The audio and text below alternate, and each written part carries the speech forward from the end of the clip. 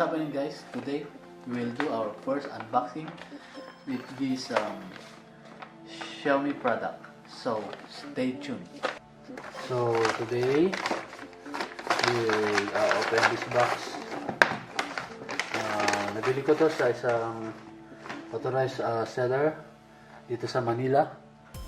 So this is the package. Actually, this is my first time to do an unboxing, and this is my first time also na karoon ng smartwatch. So okay, we will open this one now. So okay, I guess this one should be like this. Okay, straightforward.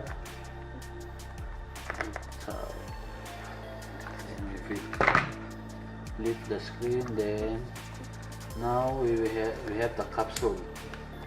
This one they called it the capsule. Okay, this is the capsule. Okay, then this is the silicone strap, and then what else? This is the proprietary charging cable. So it goes like this, then USB port, going to the USB port. What else?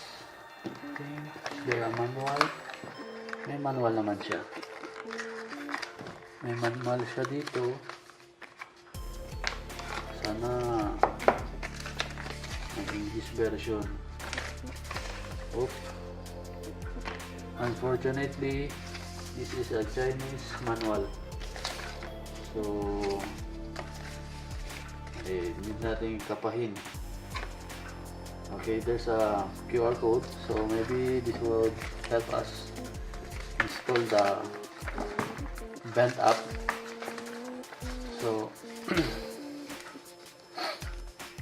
in the future, on these following days, we will do a more extensive review how this smartwatch, or rather fitness tracker, perform on a daily use.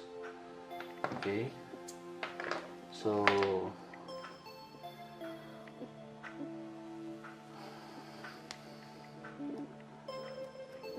like this should be like this. Okay, so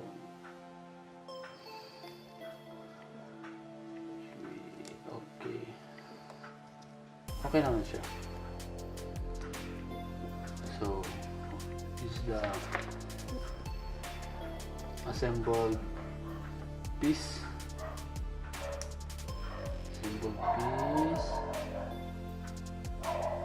Okay,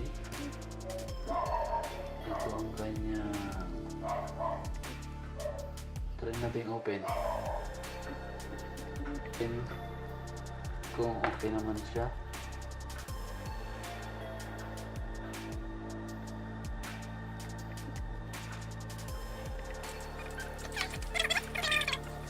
Suot mo. Yeah, okay siyang tingnan. Okay, nakikita natin dito na Chinese yung mga notification, so kailangan natin i-download itong Mi Fit sa ating phone para ma-pair dito sa Mi Band. Okay, wait lang natin na may download and everything para makita natin ang interface nitong Mi Band 3 in practical usage.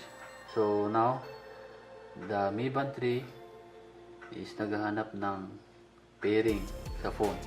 So stay tuned, guys. So okay, guys, na-install na ang Mi Fit sa ating phone. So I need to sign in to activate the Mi Band. So stay tuned again.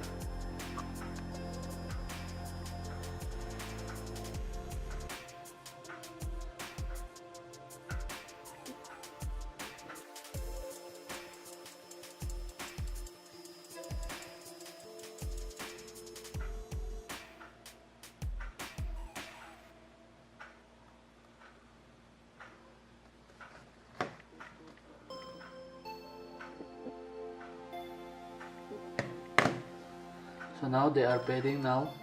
Okay, successfully paired na daw. So I need to charge the band as per the cellphone. Sabi niya, charge your band.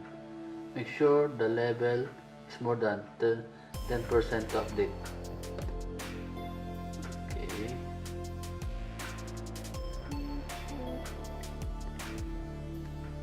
Nice.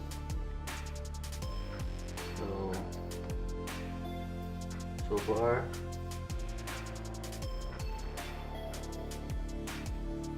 now I need to charge the Mi Band before doing other or doing some exploration on this smartwatch. Okay, so again, stay tuned. That's it, guys.